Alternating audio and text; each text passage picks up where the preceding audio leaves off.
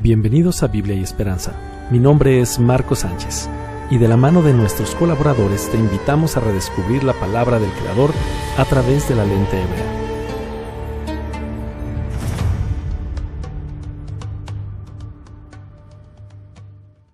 Shalom, shalom, amada familia, ¿cómo están? Una vez más, sean muy bienvenidos al episodio número 23 del podcast de Biblia y Esperanza. Y, de la misma manera, te doy la bienvenida. ¿Cómo estás en esta ocasión? ¿Cómo te encuentras? Muy feliz, muy contenta porque las misericordias del Padre se renuevan cada día y nos concede ver sus bendiciones, su obra en nuestras vidas. Y una parte de eso es justamente tener este tiempo y esta oportunidad.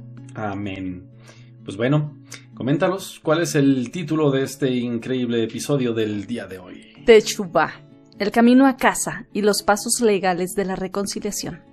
Eso suena buenísimo, suena verdaderamente fascinante, familia. Y es que hoy venimos a romper una cadena pesadísima que el sistema religioso le ha puesto a la gente en todo el mundo, ¿ok?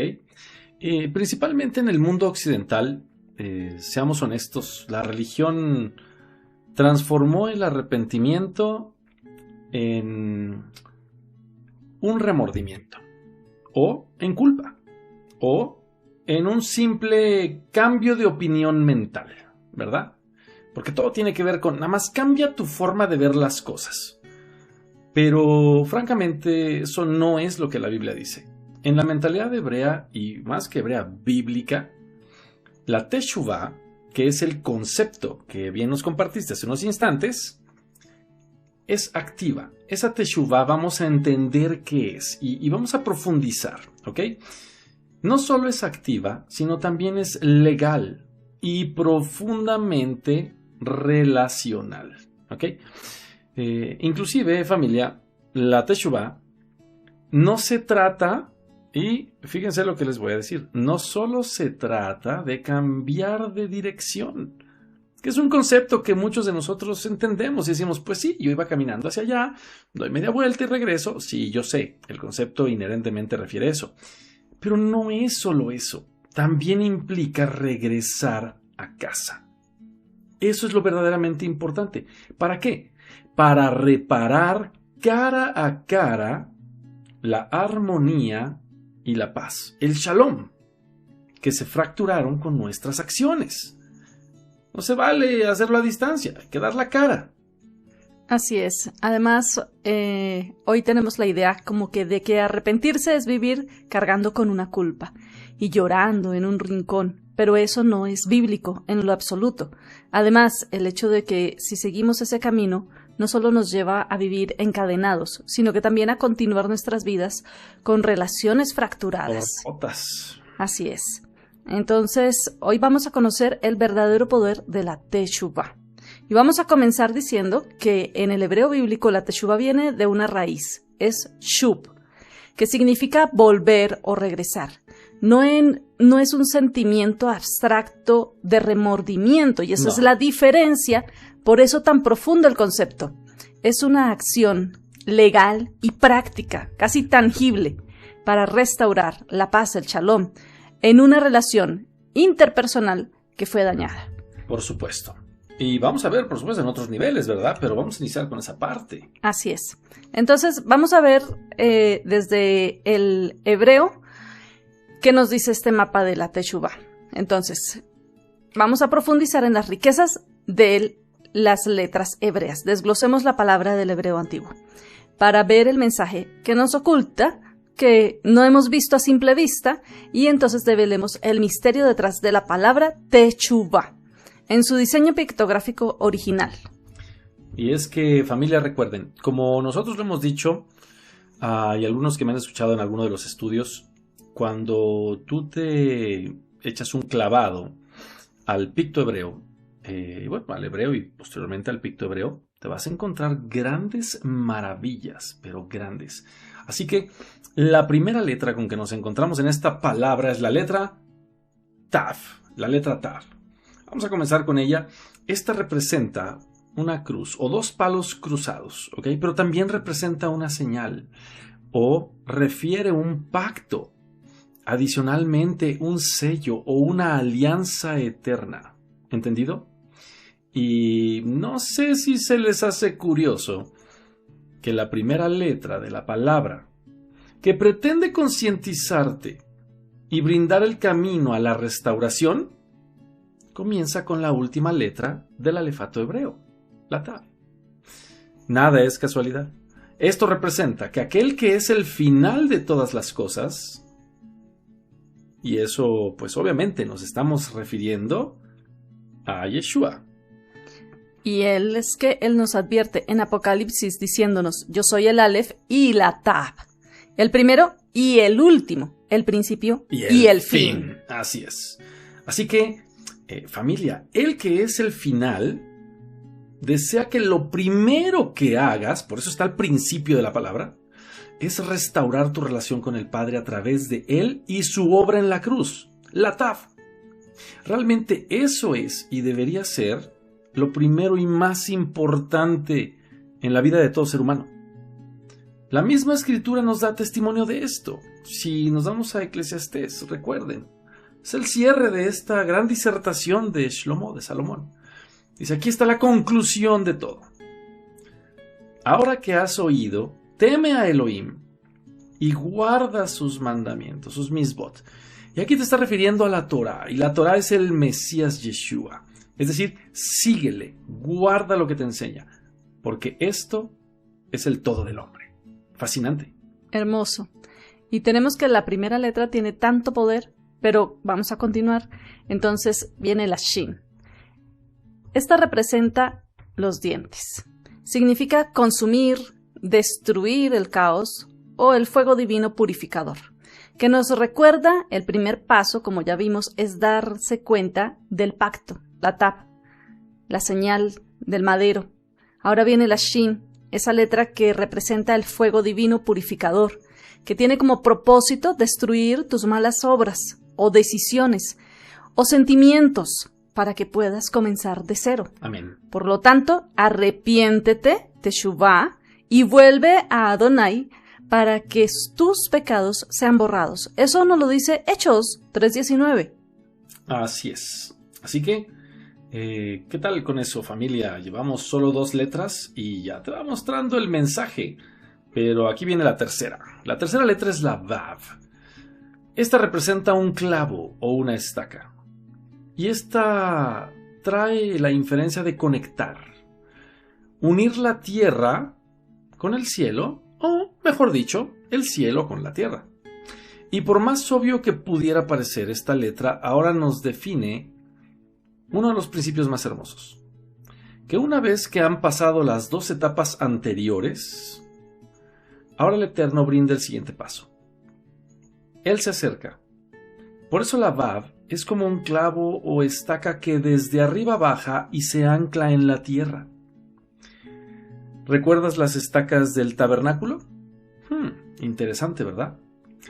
Pero un ejemplo más claro fue la estaca en la que nuestro Mesías fue puesto. Sí, yo sé, fue a una cruz, me queda claro. Pero recuerda que ese tenía un poste vertical. A ese nos referimos, a esa estaca.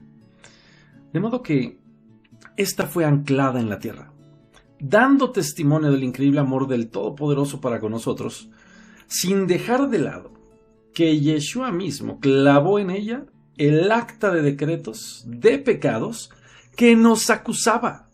Familia, por favor, si no lo habías escuchado, cuando el Mesías muere, no clava la Torá. Él clava el acta de decretos que era contraria. Él mismo, siendo la Torá, se sacrifica por la humanidad, voluntariamente, pero lo que lleva consigo es el pecado, el tuyo y el mío. Tal cual Colosenses nos refiere y dice, Él canceló el documento de deuda en contra nuestra. Por causa de las regulaciones. Estaba como testimonio en contra nuestra, pero Él lo removió clavándolo en la estaca de ejecución.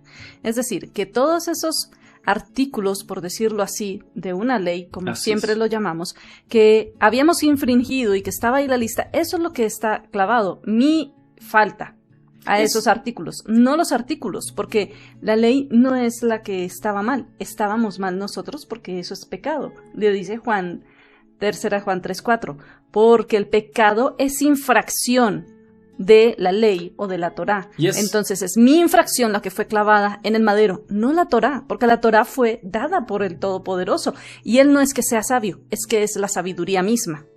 Y entonces, ahorita con el ejemplo que estás dando, me hace recordar de manera muy normal, coloquial, pues cuando las personas tienen infracciones de tránsito.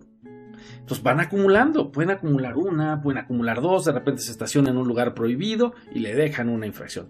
Luego se cruza un alto, luego hace otra cosa. Y entonces ya tiene 3. ¿Qué crees? Llega un punto en que la policía te dice, ya no puedes circular en la calle. Ya no puede conducir un vehículo porque tiene demasiadas faltas en su contra. Tiene que ir y pagar la multa. Ah, bueno, entonces llegas y te dan toda tu lista de multas, de infracciones a la ley. ¿Quién las paga? Pues en este caso te toca pagarlas a ti. En el caso de nuestro Mesías, bendito sea su nombre, Él las pagó por nosotros. Esa es una muy buena analogía. Esto es tremendamente profundo, apenas llevamos 3 letras, continuemos, nos faltan 2 todavía. La cuarta es Bet, y la Bet representa una tienda o una casa, y hace alusión al hogar, la familia, el interior nuestro, que es también referencia al templo o el templo mismo, porque todo lo anterior tiene que tener un lugar en lo más profundo de nuestro ser. Esta letra es, en este caso, representa uno de los conceptos centrales del estudio de hoy. Totalmente. El que para que haya restauración verdadera, tiene que haber una intención verdadera, es decir, desde el interior de la morada, desde el interior del templo que somos cada uno de nosotros. Es decir, desde el cuerpo, la mente, el alma y el espíritu. Todas las partes deben estar como una familia en armonía y clamando, deseando lo mismo. Exacto, como cuando una familia se pone de acuerdo para pedir por alguien en oración. Así es. Entonces, el punto tan tremendo que nos lleva a recordar cómo nuestro Mesías nos recuerda la primera y más poderosa declaración de fe de todo creyente en él. Y es que nos dice la Escritura, él respondió, cuando le preguntan acerca de cuál es el mandamiento más grande, Behaptá ed Adonai Eloheja bechol levaveja, y está diciendo, amarás a Adonai tu Elohim con todo tu corazón. Y continúa, ubejol nafsheja, ubejol meodeja, y con toda tu alma y con todos tus recursos. Amén. Y cierra diciendo, uberreaja camoja, y a tu prójimo como a ti mismo. Amén. Lo tenemos en Lucas capítulo 10. Entonces, el Mesías, Yeshua, está diciendo que para poder regresar es necesario que todo lo de la casa fuera entregado a Él. Amén. Y eso es esa mente, el corazón, el espíritu y el alma. Así que, de verdad, esto es por demás maravilloso, familia. Les invitamos a que aprendan hebreo. Insisto, yo no me voy a cansar de instarlos a ello. A que profundicen y a que busquen. Pero bueno, vamos a continuar porque todavía nos falta una letra. Nos falta la letra Hey, la última, la cual representa una ventana, por supuesto. Pero ojo, un hombre con los brazos levantados, ¿ok? También significa revelación o mirar, o inclusive aliento de vida. Y no es casualidad, si tú estás escuchando el día de hoy y nunca habías escuchado alguna enseñanza de este estilo, es verdaderamente fascinante. El que esta letra cierre la palabra le da ese broche de oro de una manera fascinante, porque claramente refiere a la contemplación y el clamor de todo ser humano cuando desea restaurar las cosas con su Padre Celestial. Entendamos, familia, también en términos de una relación interpersonal, ¿verdad? En la tierra.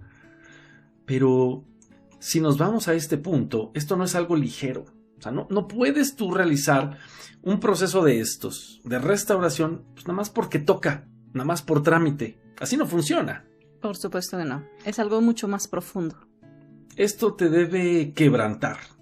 Y yo siempre le digo esto a las personas. Cuando tú te pongas a cuentas con el Creador, si tú posteriormente me platicas que no te quebrantaste, que no lloraste, probablemente algo no se hizo de la manera más adecuada. Porque cuando tú te entregas con todo lo de tu casa, con todo lo de tu templo, como nos acabas de explicar, no hay forma de que humanamente no termines clamando y llorando. Y eso, ojo, quedó más que testificado en la escritura por varios personajes. Y para muestra vamos a dar solo un botón. El Melech David. Dice, una canción de ascensión de David. Vamos a leer el Salmo 130. Oh Yahweh, clamo a ti desde lo profundo. Escucha mi clamor. Oh Yahweh, tus oídos presten atención al sonido de mi súplica. Yahweh, si guardaras registro de iniquidades, ¿quién, Yahweh, podría mantenerse en pie? Pero contigo hay perdón, por amor a tu nombre. Impresionante. Así que esto es maravilloso, pero es tan completo y tan profundo y a la vez casi tan simple. Vamos a ver qué tan poderoso es. Entonces, recapitulemos los significados y unamos el mapa del picto hebreo. Teshuvah significaría ser conscientes de la señal del pacto, la Tav, para que nuestras transgresiones sean destruidas, la Shin, y por la obra en la estaca, la Vav, todo en nuestro ser, el Bet, la Bet, pueda clamar con manos alzadas por perdón al Padre, Hey. Esto es el diseño exacto del regreso a casa. Esto es muy, muy, muy increíble, la verdad.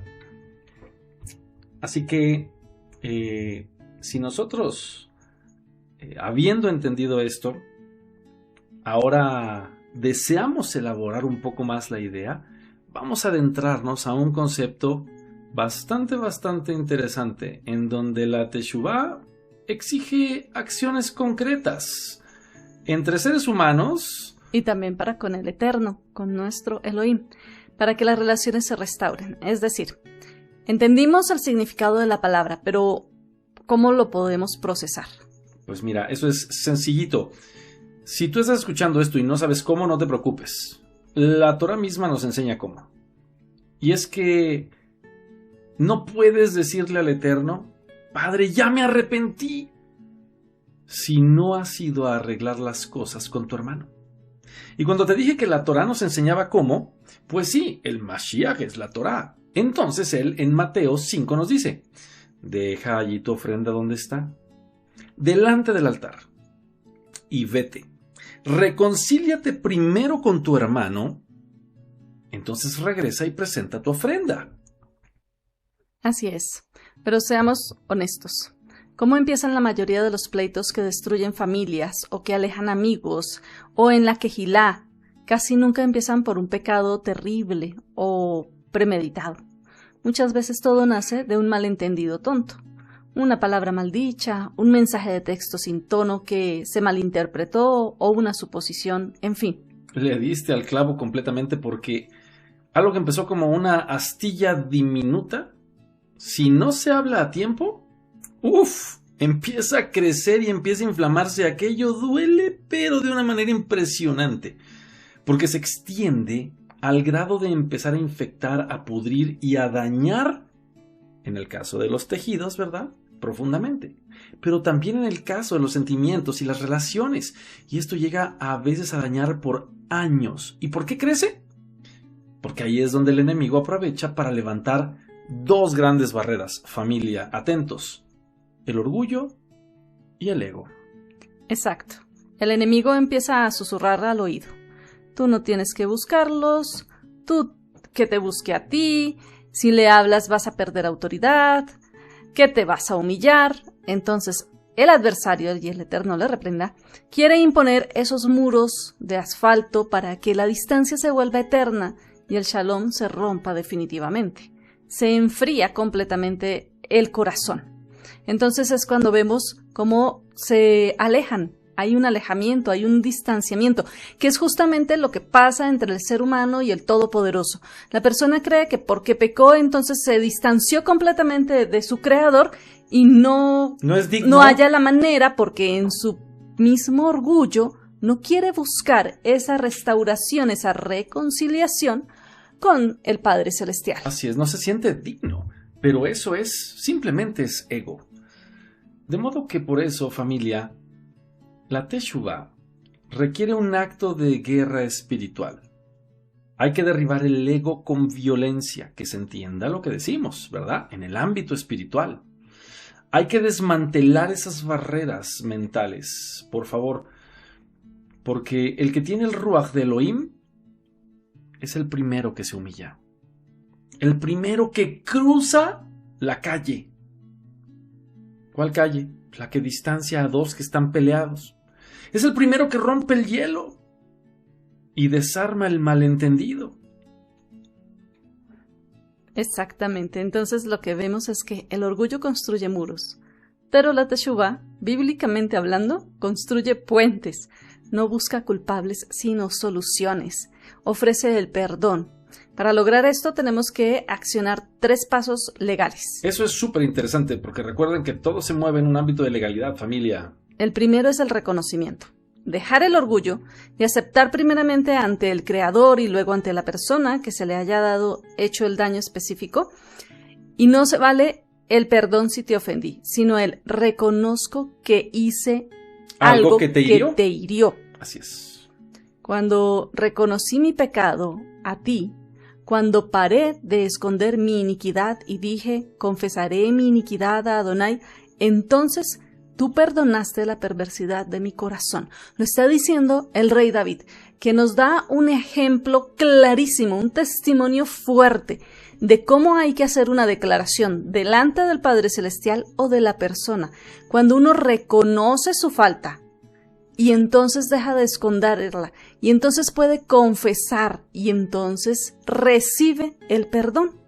Fascinante. Eso lo vemos igual también en el Pacto Renovado, cuando vemos esta famosa narrativa de parte del Mashiach de estos 2 hijos, ¿verdad? El hombre adinerado.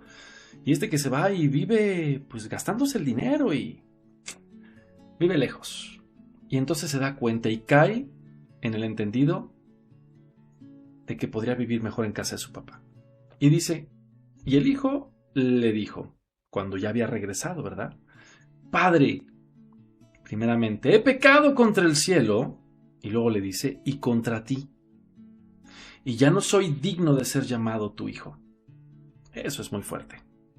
Así es. Esto nos lleva al punto número 2. Al punto número 2, que justamente es la confesión. Admitir primeramente la falta, directamente al Todopoderoso, y luego también con las personas. Y entonces nos dice Proverbios, el que encubre sus pecados no prosperará, mas el que los confiesa y se aparta alcanzará misericordia. Completamente ligado con lo que habías explicado anteriormente. Lo cual nos lleva al punto número 3. El número 3 es la restitución. Reparar el daño material o emocional en la medida de lo posible. La Torá nos exige en Levítico 6 que si alguien roba o defrauda, debe devolver el principal más la quinta parte, o sea, lo que robó o lo que dañó más la quinta parte. Más el 20%. Eso es una restauración. Así es. Nos está diciendo que la restauración cuesta. Oh, sí. Y aquí viene esa gran diferencia, familia. Como dijimos hace rato, no se vale nada más decir, ay, lo siento, es que, me equivoqué. No, como decimos, te tiene que doler en el bolsillo. Ojo, y no necesariamente en el bolsillo para restituir, pero si robaste tiempo, otorga tiempo. Si robaste algo más, pues bueno, que se entienda la expresión. Pero la restitución va más allá del simple ofrecimiento del perdón. De esa manera puede haber una teshuvá real. Y francamente, si ustedes me lo preguntan, esta ha sido una travesía bien bonita. Vamos a medio camino, familia.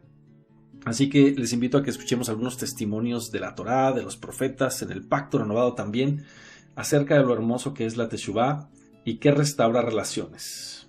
En la Torá, en el capítulo 4 de Levítico, tenemos especificaciones acerca de cuando una persona se da cuenta que pecó. Y eso es importante, porque no es cualquiera, no es como porque sí, no es como por si las dudas, es cuando soy consciente, entonces intencionalmente quiero restaurar el daño que hice, quiero hacerme cargo de mis faltas, entonces las reconozco, porque es que incluso vivimos en una cultura en la que se nos enseña que no importa lo que sea que hagas o digas, eres libre y estás en todo el derecho de ejercer tu libertad, pero esa libertad ha llegado al punto de costar eso, ofensas a los demás. Hoy la gente no respeta a los líderes, a los gobernantes, por ende tampoco a su prójimo, tampoco a sus padres, y ellos creen que eso es expresión libre, ¿no? Y entonces no reconocen que estén realmente cometiendo una falta. Y así con muchas otras situaciones que nos plantea la Torá. La Torá es nuestro lineamiento, él es la instrucción, lo que nos dice que sí es pecado y que no. Y entonces cuando vemos en la Torá que algo que estábamos haciendo resulta pecado, entonces se otorga la posibilidad de traer una ofrenda. Una ofrenda nuevamente es algo que va a costar, no solo en el bolsillo. Si lo planteamos en tiempos del templo, implicaba ver a los ojos a ese animal inocente, poner las manos sobre el animal y entender que por mis faltas ese animal iba a tener que sufrir la muerte. Así es. A hoy, por supuesto, y lo vamos a ver más adelante, pero es acerca del Mesías. Pero él llevó sobre sí mis faltas. Por mis pecados es que él fue escupido, abofeteado, golpeado, latigueado y clavado en el madero. Entonces nos plantea Levítico la opción de trae una ofrenda delante del Todopoderoso, pero no olvidemos lo que ya vimos anteriormente acerca de primero, antes que entregar tu ofrenda, te pones a cuentas con el prójimo. Así es. Eso y la manera en la que lo planteas es muy profundo y es duro y es revelador. Y familia, en los hogares al día de hoy, y lo digo en los hogares porque, como bien nos comentaste ahorita, se vive con ese satánico, porque no hay otra manera de decirlo, ese satánico argumento de decir, yo soy así, ¿por qué no me entienden? ¿O por qué no se aguantan? ¿O por qué esto? Y hay tanto dolor en las familias, porque unos hieren a otros, porque se sienten en ese derecho, en esa libertad de ser de una u otra forma, y entonces van fracturando y van generando ese dolor. Y eso, familia, es lo que tenemos que restaurar. Para eso, las ofrendas y las entregas. Pero no nos quedemos ahí. No, continuemos. Vamos a los profetas. En los profetas. Entonces vemos en Oseas, por ejemplo, capítulo 14, el regreso de Israel. El profeta Oseas le grita al pueblo: «Vuelve, oh Israel, a Adonai tu Elohim. Llevad con vosotros palabras de ruego y volved a Adonai y decidle: quita toda iniquidad y acéptanos bondadosamente». El profeta muestra que volver requiere presentarse ante la persona amada, en este caso nuestro Padre Celestial, con palabras sinceras en una confesión. Totalmente. Y pues no nos quedemos en los profetas, vamos más allá, vamos al pacto renovado, Lucas 19. El caso de este individuo de corta estatura, Zaqueo, ¿verdad? Llamado en el idioma original, su nombre era Safdai. Este es el ejemplo perfecto, familia, de la Teshuvá, tanto interpersonal o relacional, pero además financiera. Recuerden que este hombre era un recaudador de impuestos corruptísimo. Bueno, prácticamente todos lo eran. Y cuando se encuentra con el Mashiach, ¿cuál fue su fruto de arrepentimiento? Él dijo: Adón, Señor, la mitad de mis bienes doy a los pobres. Y si en algo he defraudado a alguno, se lo devuelvo cuadruplicado. Y solo fue hasta ese punto que el Mashiach dijo: hoy ha venido la salvación a esta casa. Y el punto importante aquí es: haced frutos dignos de arrepentimiento. Muestra frutos, y por eso el Mesías inmediatamente declara que ya está la salvación en esa casa, porque ya hizo su parte completa. No es solamente de dientes para afuera, como decimos. No es una cuestión de imagen, de apariencias. No es como porque mientras estamos en reunión y pues imagínense el Mesías sentado a la mesa. No, lo está haciendo desde el corazón y tocándole algo esencial para los seres humanos, el bolsillo. Eso que acabas de decir, porque recuerden, hay otra escena en donde un hombre rico también se acerca a un joven rico y entonces el Mesías le dice que deje todo, le dice, da todo a los pobres. Y el hombre se va triste y bueno, pues entendemos que muy probablemente no volvió. Pero qué curioso, porque aquí Zaqueo dice, doy la mitad. Y aún con la mitad el Mashiach no se lo reclama. Le dice, yo doy la mitad y le devuelvo cuadruplicado si alguien he robado. Y el Mashiach se queda tranquilo con eso. Familia, es porque la intención del corazón estaba plena en ese hombre. Él se había arrepentido de verdad. Así es. Entonces vamos aprendiendo y reflexionando muchísimas cosas, bendito sea el Padre, pero hay que destacar que la Teshuvá va más allá. La más alta de todas es justamente la de reparar nuestra relación con el Padre Celestial. Amén. Nosotros éramos errantes, estábamos lejos de la casa del Abba, del Padre, por causa de nuestra desobediencia. Pero nosotros no podíamos regresar solos, si somos honestos, porque la deuda de la restitución, esa deuda que había que pagar, no nos alcanzaba, francamente. Por eso vino el Mashiach. Él es el que pagó el precio de la restitución legal con su sangre. Digamos que él pagó la fianza. Así es. Entonces, él lo que hace es que nos toma de la mano, cura nuestras heridas y nos dice, el tiempo se ha cumplido. El reino de Elohim se ha acercado. ¿Y qué nos insta? A hacer teshuvá. Dice, arrepentíos y creed en la besora, el evangelio, las buenas nuevas. Esto lo puedes encontrar en Marcos 1. Así es. Así que vemos que Yeshua es el camino de regreso a la casa del Padre. Yeshua como la Torá, Yeshua como el sacrificio, como la ofrenda por el pecado, Yeshua en todas sus manifestaciones. Amén. Entonces, él mismo dijo, yo soy el camino, es la verdad y es la vida.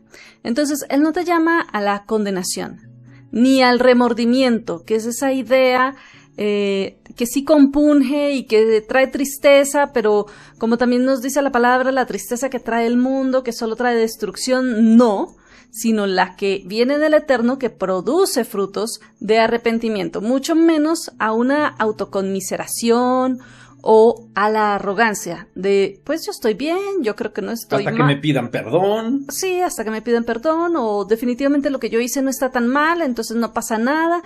Cualquiera sea el escenario, Él nos llama a reparar el altar de nuestras relaciones humanas, pero también a disfrutar de la comunión eterna con nuestro Abba. Recordemos que el ministerio de reconciliación lo tiene el Mesías.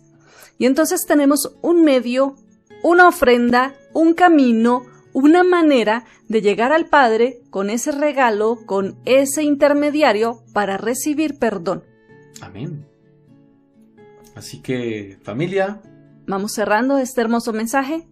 Así que si al día de hoy hay una relación rota en tu vida, con tus hijos o tus padres, tus hermanos o alguna amistad, no te conformes con solo orar en secreto. Da pasos de teshuvá prácticos. Reconoce, confiesa y restituye. Y da tú el primer paso. Muy cierto. Esa es una exhortación que nos llega a todos, ¿ok? El gran yo soy, el Mashiach, te está esperando con los brazos abiertos. Si tú estás escuchando este mensaje, yo te invito a que te pongas a cuentas con quien necesites ponerte a cuentas aquí en la tierra, para que tus cuentas en los cielos fluyan completamente, que te brinden bendición plena. Familia, el hacer teshuvá, y ese es el mensaje central, por supuesto, a través del Mashiach, ya lo entendimos, pero en los términos de las relaciones interpersonales sigue habiendo tantas personas con relaciones rotas. Así que yo les invito a que hagamos teshuvá, volvamos al diseño, sanemos esas relaciones y mantengamos el shalom mientras continuamos clamando por una restauración plena en nuestros hogares, nuestras familias, etcétera, etcétera, etcétera.